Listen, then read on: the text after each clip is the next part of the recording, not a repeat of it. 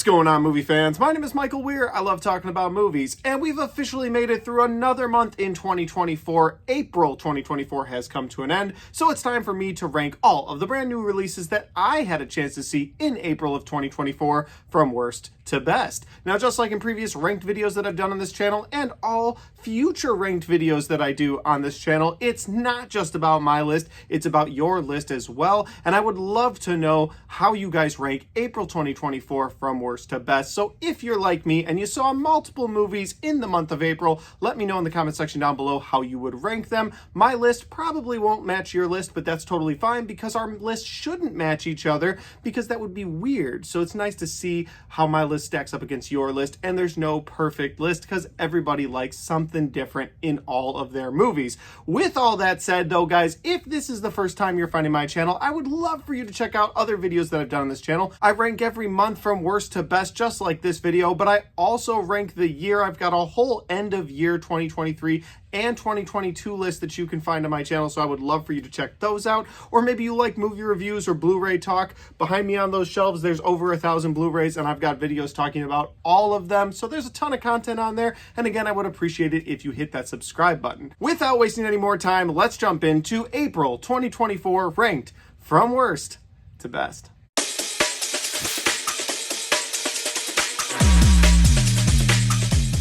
Alright guys, I saw 7 brand new movies in April of 2024, and there were 3 that I missed that if I get the chance in the future, I will try to check them out. The first one is Sting. It's a movie about a spider that grows and grows and grows, and while I'm terrified of spiders, I would check that movie out. I just missed it the weekend it came out. There was too much going on that weekend. Didn't have a chance. The next one is a movie that I just didn't feel like I needed to go to a theater for, and it's Challengers. That's the new Zendaya movie about tennis, and it's again a movie where if I see it streaming for free somewhere, I will check that one out. So if I see it later on in the year, I'll throw it into one of those ranked lists.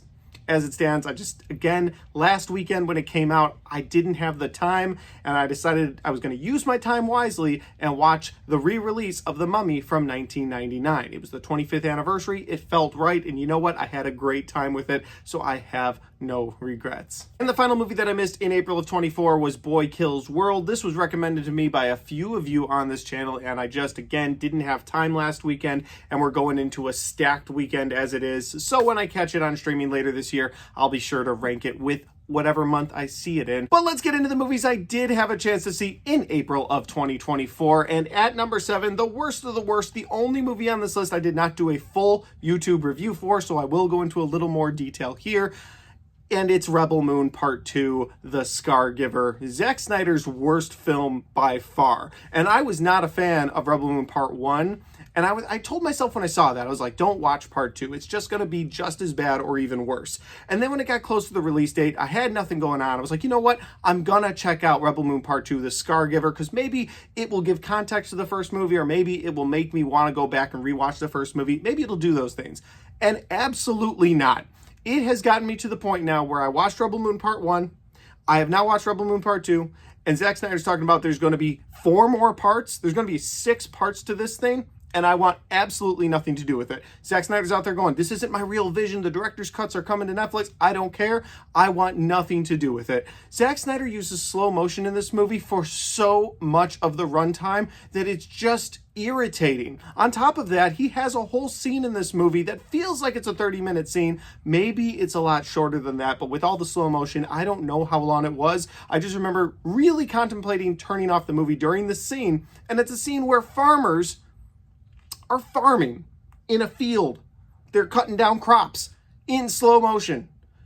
And this is a sci-fi epic adventure where things are happening on different worlds. There's starship destroyers, there's galaxies, and we're going to focus on the farmers farming. That's what we're going to focus on. Because they were going to use that food that they then harvested and bagged up to put around the houses so that the evil empire wouldn't blow up the food. Like that was the only place in the universe to get food. That was a real big portion of this movie.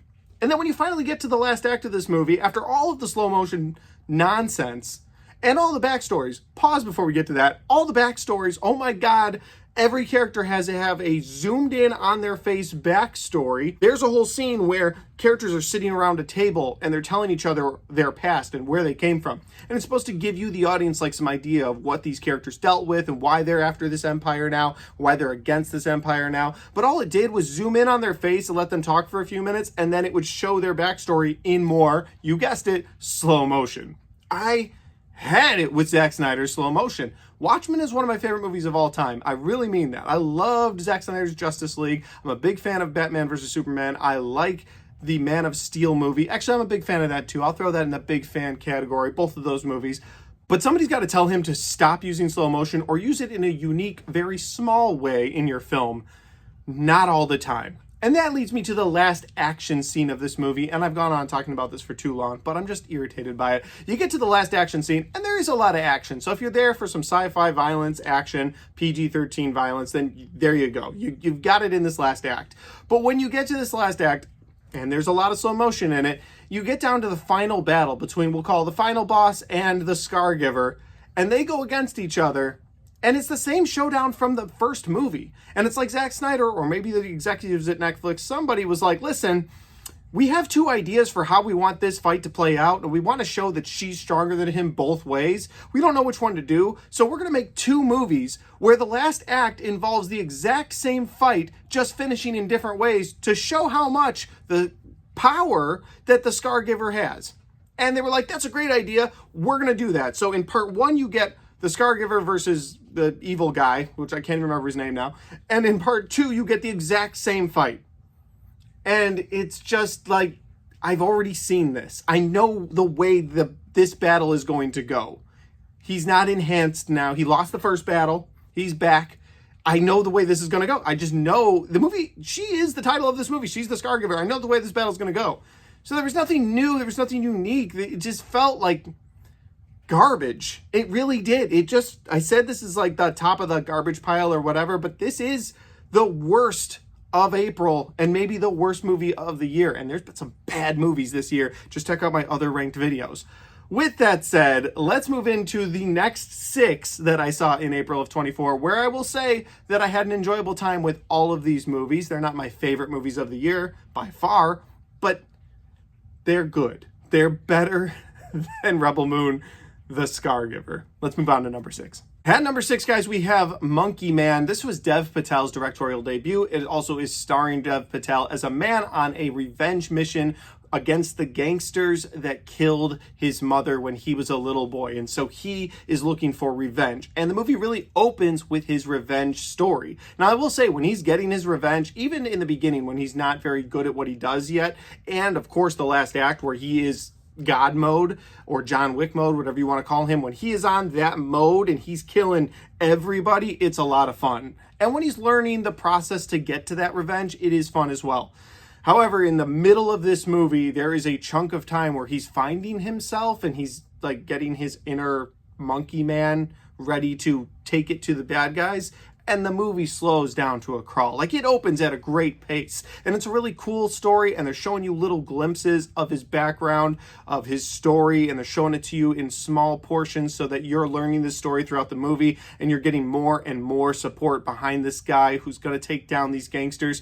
It's told really well in that regard. But when you get to the middle of this movie and it just completely slows down, it pulls you out of the movie completely. I heard people that said they saw people fall asleep during those scenes because it was just so boring. And even if the story was important to the movie, and it kind of is because he's building that, like I said, monkey man presence within himself, when that's happening, fine, but the pace is so messed up from the beginning and end of this movie that it just sort of fell flat for me right in the middle. And then it does pick up. So like I said, these next 6 movies that we're talking about, I had an enjoyable time. I would watch this again, but that middle portion, it's one of those where I'm at home, I may skip a few scenes. I just might.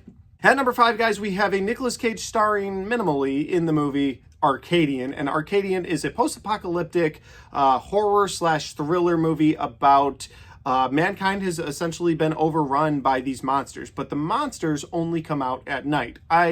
I said that this is kind of like a quiet place if people were able to talk in a quiet place, because that's what it feels like. You have this event that happened that nobody really knows why it happened. You have these monsters that are seemingly unkillable to the people that you're following the story with. The only difference is in a quiet place, you could go out at any time as long as you were quiet. But in this movie, if you go out at night, that's when the monsters will get you. And there's some cool elements of this movie. There's some cool horror elements, I should say, that I really enjoyed at the beginning, like in the first act of this movie, where when they barricade themselves in the house, you'll hear scratches on the walls or the doors at night, and then the next morning they'll show you those scratches, and they look kind of terrifying. There's a couple moments where you see these creatures for the first time that really get you in the theater. There's one jump scare in particular that I thought was very well earned and very well placed. There's some edge of your seat moments for the teenage boys in this movie also that worked for me. So again, an enjoyable movie, but it also felt like a Quiet Place ripoff. It also felt like, while A Quiet Place didn't give you all the information, it gave you some clarification on what was going on, whereas in this movie, Arcadian, you didn't get much. You had theories from people that they threw around that I thought were cool theories, but you never really got much. And then when you get to the end, it got a little teen drama for me that I didn't really need. Like, their main characters in this movie are teenagers, and so it gets a little teen drama for me toward the end, and I didn't love how they left this movie. But I'd be interested to see more into this world in the future. So if there's ever a second Arcadian movie, I don't think there will be, but if there is, I would probably go check it out. But I don't care. I guess that's part of the problem. I saw this movie. It was enjoyable to a point. Maybe I'd rewatch it, but I don't care if they make another movie. Didn't really care for anybody in the movie, and I wanted more Nicolas Cage, but it was good enough to be at number 5. Let's move on. At number 4, guys, we have Guy Ritchie's The Ministry of Ungentlemanly Warfare, an action movie about soldiers in World War II that's loosely based off true events. I will say where this movie really worked for me was Henry Cavill. Anytime he was on the scene, or him and his boys going around killing hundreds of Nazis, those scenes were a lot of fun. You could tell they were having fun shooting these scenes, and honestly, it was just a good time in the theater. Unfortunately, in this movie, anytime you're with any of the side characters, whether it's Cary Elwes or the two people that are on the mainland trying to gain the trust of the Nazis before the hitman crew comes through to kill everybody, when you're dealing with those side stories, they're just not very entertaining. There wasn't much substance there, and I didn't really enjoy it. And so I say I, for the most part, enjoyed this movie because any scene with Henry Cavill and his crew is a ton of fun. You will love it. But any scene without him, it just is, it's not as good. But it's at number 4 because I think that the action scenes in this movie are better than Monkey Man, and that's kind of how I put it on this list at number 4. We've made it to the top 3, and before we get into the top 3, it's time for some Pure Leaf tea. Pure Leaf tea. They don't sponsor me, but they should. All right, at number 3, we have a horror film, a prequel horror movie, The First Omen. And you know what? I had a really good time with this movie after I saw The Omen from 1976. What I mean by that is when I went and saw The First Omen, I had never seen any of the Omen movies before. So when I went and saw The First Omen, I enjoyed it. I thought there were some very creepy elements to this movie. I didn't love it. I thought that toward the end, it got a little wonky. You saw the dog, and I was like, that dog's kind of lame. It's not really this big beast that you've been seeing glimpses of throughout the movie, and so I was a little disappointed by that. But then, a week later, I watched The Omen from 1976, and I thought it was fantastic. And I thought, looking back on it, that The First Omen, being a prequel movie, led into The Omen so damn well. And it's something that I now look back on when I was ranking the month, and I was like, you know what? This movie was done really well leading into that original Omen movie. And I wish I had seen the first Omen film before watching the first Omen film, if you know what I mean. It's got some really great scares in it. Again, it locks into that 1976 film so well. It's got some good acting in it as well. So overall, I'm more impressed now after watching The Omen. But I don't know. I am going to try to finish the Omen movies this year, maybe do reviews for them. Let me know in the comment section down below if you're interested in watching like a full Omen review series and ranked list. I'd like to know if you guys are interested in that. At number 2, guys, we have Civil War, and Civil War is a movie about the United States going into another civil war. And while it's never clearly defined in the movie as to why Civil War has broken out, why the United States has broken off into different factions, and why every different faction is headed toward Washington, D.C. to try and execute the president, it's never defined, but honestly, it didn't need to be. The journalists in this movie are the story. They're the people you are following. And because you're following through the journalists or the unbiased journalists in this movie, you, the viewer, get to be unbiased as well. You're never for one side or pro this side. You're never against this side or anti this side. You're just following the journalists who are sort of in the middle, towing the line, trying to report the facts. And they're going from New York City to Washington, D.C. And so while they're on their way to try and interview the president, they come across tense situation after tense situation at a gas station that'll blow your mind. There's another one with these 2 snipers going at each other. And finally, there's a scene that terrified me with Jesse Plemons. He was phenomenal. He was in one scene of this movie and he steals the entire movie. The movie is worth watching just for his scene alone. It really, truly is. I do think you need the build of the characters before that scene. So I wouldn't just recommend snipping that scene on YouTube and be like, oh, okay, yeah, that was a good scene. I don't really understand the end of it, but you would get it and there would be more tension if you watched the whole thing. So I do recommend you watch this movie. When it gets to the Jesse Plemons scene, just prepare to be on the edge of your seat. That's all I'll say. Civil War was a good time. I'm looking forward to adding it to the shelf back there. And I say it was a good time, but honestly, it was like a cautionary movie. Like, hey, we don't need our political climate in America to get to that level on everything. We just don't. And so, I don't know. Maybe people will see that and care, but they probably won't. It's an election year. Let's move on. That'll lead me to my final pick for April of 2024. The best of the best, my favorite movie in April of 2024, and that is Abigail. Abigail is a movie about a little girl who gets kidnapped by a bunch of kidnappers. And when you're first watching this movie, it's terrible. You're like, she's been kidnapped. But wait, was this all a plot that she put together because she's the daughter of Dracula? And she has locked herself now in the house with the kidnappers, and she plans on feasting on them over the course of a night. And once you put that spin on it, where this little ballerina girl, this sweet girl, is kidnapped by these criminals, and now these criminals are locked in with her, it's a fun time. Because on the one hand, you know, you start feeling bad for the criminals, but you're like, no, wait, they were good with kidnapping this little girl. But on the other end, you're like, this monster, and she is a monster, put all this together, brought them all in so she could execute them and have fun while doing it. So I feel like you root for both sides during this movie while having an enjoyable vampire film, which honestly we could get more of. We had Renfield last year, had an incredible time with that. This year we've already gotten Abigail and we're getting Nosferatu at the end of the year. So bring on the vampire films. I'm here for them. But back to Abigail, as far as it goes, the pros of this movie are that it's got some great vampire horror. It's got some great well-placed gore throughout this movie. It's got some very fun kills and some just imagery. There's a scene where she's dancing with someone with their head cut off, and it is just the imagery in that scene alone is fantastic. But when you get to the end of this movie is where I had a little bit of problem with it because it just sort of felt scrambled at the end, like they were throwing darts at the wall. Like, what if we do this, this, and this? Like, these 3 ideas, just combine them all, do them all, we'll see what happens. And it led to a little bit of a disappointing ending, but overall, the best movie I saw in April, had the best premise as well. So going into this movie, I was hyped for it, had a great time, wish I didn't know as much as I knew, but I'm not going to knock the movie for that. It is what it is. But those are just my picks for April of 2024 from worst to best. And guys, I'd love to know your picks from worst to best, so let me know in that comment section down below how you would rank the month of April. I'm looking forward to May. I'm hoping May is an even better month than April, because as it stands, I think March is my favorite month of movie releases so far this year. It at least holds my favorite movie of the year so far, but we'll see down the line where 2024 takes us. It's been a wild ride so far. Guys, if you like this video, don't forget to hit that like button because it helps the video, it helps the channel, and it helps me right here. Thanks for watching. I'll see you next time.